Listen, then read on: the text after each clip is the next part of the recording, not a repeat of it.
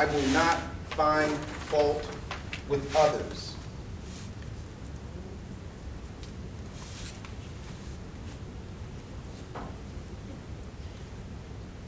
This addresses how we think prior to intervening. We may have heard something about a client, we may have seen something. One of our colleagues may have shared something, we may enter a home and observe something. And what the 7 rules of thumb is cautioning us to do is to make sure that we keep our thoughts clear of fault finding. Because what this model understands is that at the point that you find fault, that will set a stage that will guide and direct everything that will follow that you do. It will conclude, the fault-finding process will conclude, what is this mother doing? I can't believe she keep our house this dirty. How would she expect her children to know anything with all of this crazy stuff going on in this house? I don't know how they could live like this. This doesn't make sense to me.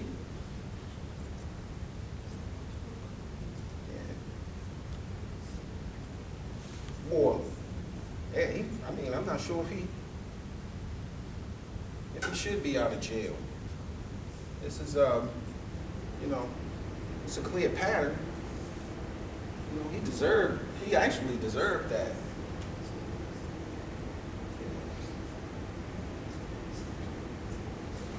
This model is saying that we will not find fault. What helps us in that process, because it's very difficult, because we see some very challenging things in our work. We see some very challenging things in our work.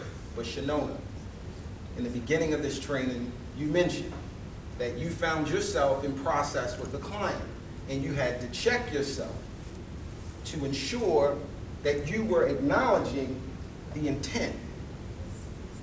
This is one of the ways that we can clean and clear the lenses that we look through. If we are always connected to the idea that no matter what we're doing, it is really our attempt to be okay. Now that may be healthy things or unhealthy things, but if you're in treatment, it's not reasonable to expect that someone would come to treatment who's got it all together. I mean, it's fair to assume that if you're going to see a doctor, then there's something going on with you. So we cannot judge and draw conclusions about people who are coming to us who are ill. It's almost like a doctor, you going in their office and they saying, my God, you're sick. What's the logic of that? It really is not advantageous or doesn't make any positive contribution to the healing process to acknowledge what's already generally understood to be true, and it's the only reason why we exist as a mental health profession. So why are we tripping off the fact that people are sick? If you really believe that people's illness warrant your judgment of them as being broken, as being off, I can't understand how people could live like this, you're probably not in the right profession. And what I'm saying is this can happen to all of us. But we have to maintain a level of awareness and commitment to working with ourselves to keep our lenses clear and to not find fault with the people who came to receive our assistance. I will not find fault. And as soon as you begin finding fault, you need to say that to yourself as a mantra. I will not find fault. Can I hear you say that? I will not find fault. Thank you. I appreciate that. I appreciate that. Our relationship will be better. Our relationship will be better if you commit yourself to at least reminding yourself. There's none of us that will be perfect with that. But we should always be reminding ourselves. Now, the second component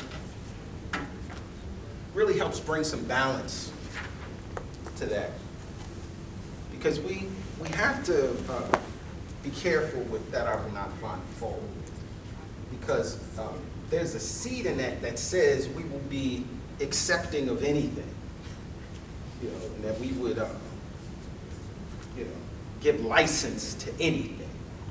I mean, we are trained professionals. So through our training, we've learned in a formal process how to make determinations between healthy choices and unhealthy choices. We've been trained. We pretty much know that if you have a relationship with narcotic drugs and your relationship with narcotic drugs has become paramount and central as a theme and governance of your life, then we know that that will have some severely unhealthy outcomes. And so we don't want to make the mistake by not finding fault in the person who's trying to manage that, and that leads us down a path of just accepting and acknowledging that that's his or her free choice. It's nothing really wrong with that. I'm not going to see anything wrong with that because I don't want to judge this man and I don't want to judge this woman. That's not what Not Finding Fault is all about.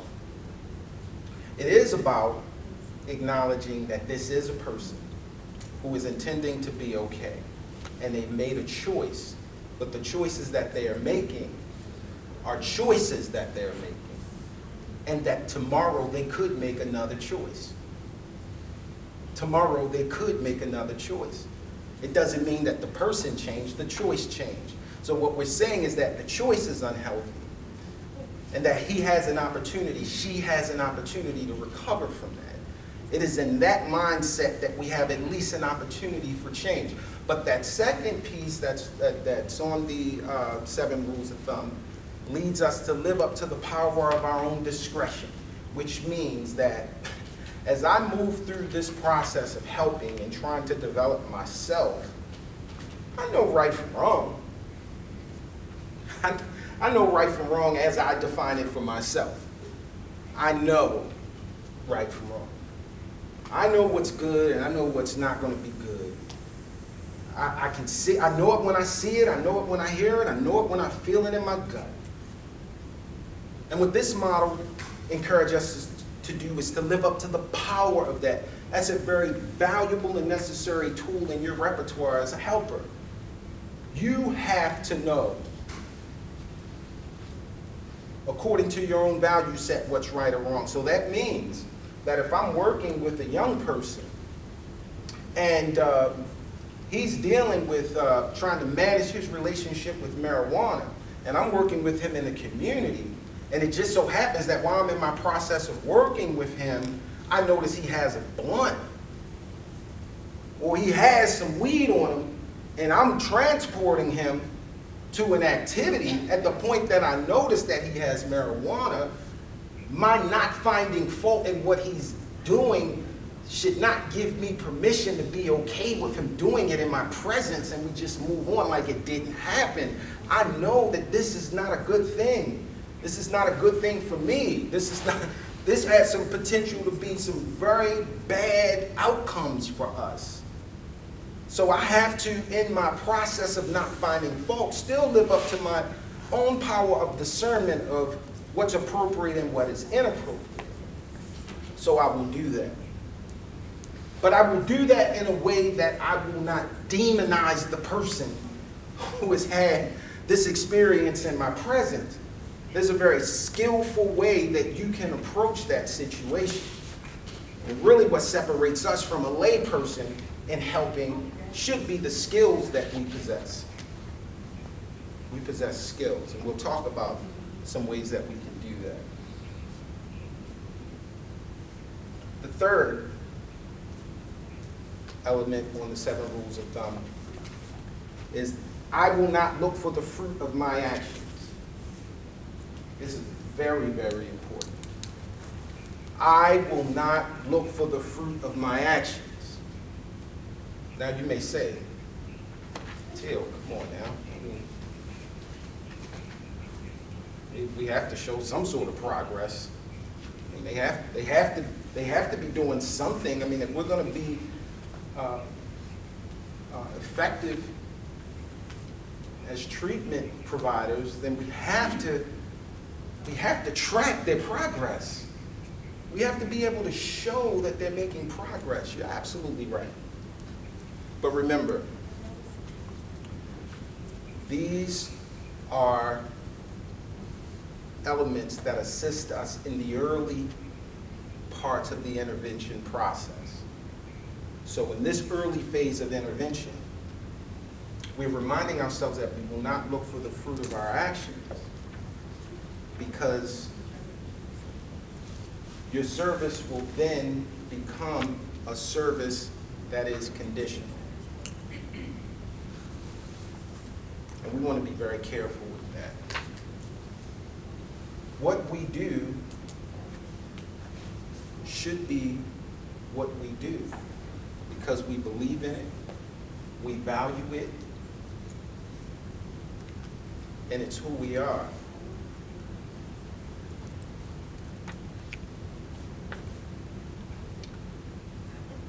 Not looking for the fruit of your actions gives you permission to serve unconditionally. And that service looks a lot different. It feels a lot different to the receiver.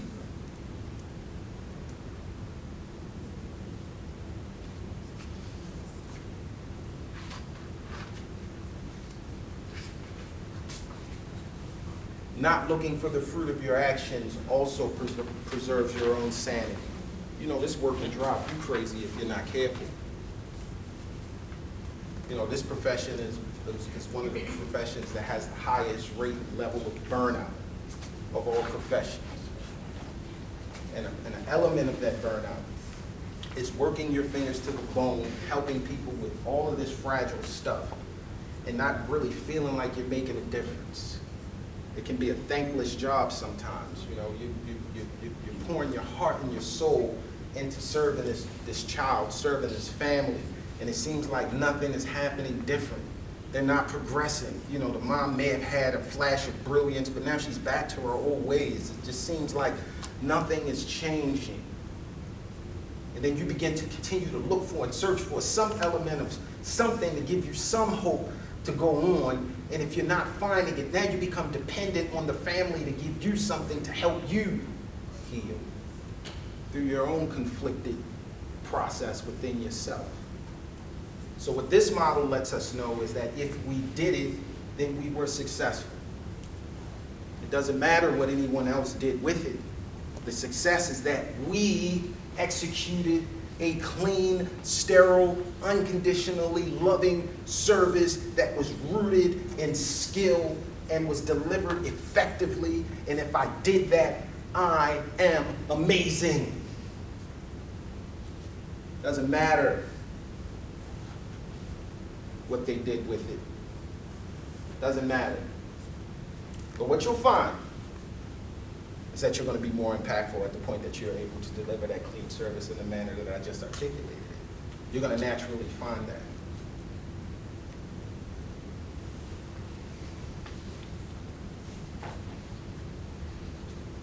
You're going to naturally find that.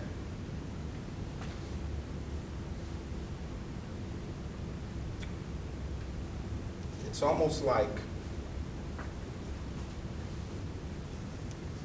helping a young person and not seeing the fruit of your labor. Sometimes the harvest of that seed that you planted won't show up until his children comes to the planet. It may have not been you who was supposed to usher him into the healing that you two were seeking for him. It may not have been you. It may have been the 2 months that I had him while he was in a gang and there was a drive-by and 2 of his closest friends who were in the gang with him died. He would have been there, but he wasn't because he was with me in a community-based service. Now, it seemed like he went into a spiral after the loss of his 2 close friends, which caused him to have to be hospitalized. And the time that he spent in the hospital, they realized that he needed a more intensive service, so he was discharged from our program. And I never saw him until 6 years later in a Walmart. And it was at that time that I learned he spent 3 years going in and out. He had a child, and it was the birth of his son that caused him to remember the things that Miss Angie used to tell him. But she was never around to witness that. But she planted that seed. See, we don't know how powerful we are because we're not always privileged and given the gift of observing the fruit that is produced by our word. We won't always get to see it. If our service is dependent on us knowing that it made a difference, then that will affect the quality of your service. So, not looking for the fruit of your labor is encouraging you to develop a different kind of relationship with your helping. It's ultimately trying to help you get to a place where your help is unconditional and is not contingent upon what anyone else does. It's purely expressed through you. Number four. This is a simple yet very powerful principle. I will be single-pointed. I will be single-pointed. That simply means this. As I am working in the helping process, at the point that I identify a place where there's a need for my assistance, and I am about to launch off into intervention, I will be single-pointed, laser-like in my process of addressing the issue. People in general, our clients specifically, and ourselves even more importantly, when you hit a sensitive area, the natural tendency is to deflect, to project, to become defensive, to create distraction, to try to lead us down trails of tangents, and, anything to get us away from this sensitive area. And what this model is doing is cautioning us to be aware that that is the reality and to not convolute our intervention by following these rabbit trails that sometimes our clients and even our own minds will want to encourage us to pursue. We will be single-pointed. Meaning, if I intervene with a client, and at the point of my intervention, the client deflects and said, "You didn't say anything to him about it. Look at them, they're out there running." The natural tendency is to follow that, see other kids running, feel like you're losing even more control now, because not only do you have him, but now you got these two other kids running, because your attention is on this person, and he's very skillfully redirected your attention. And while you're standing there with him, and you're intervening with him, you'll begin to yell out, "Y'all come back here and sit down." Now you're over here. And then something else emerges over here, and that person deflects you here, and now you're spinning.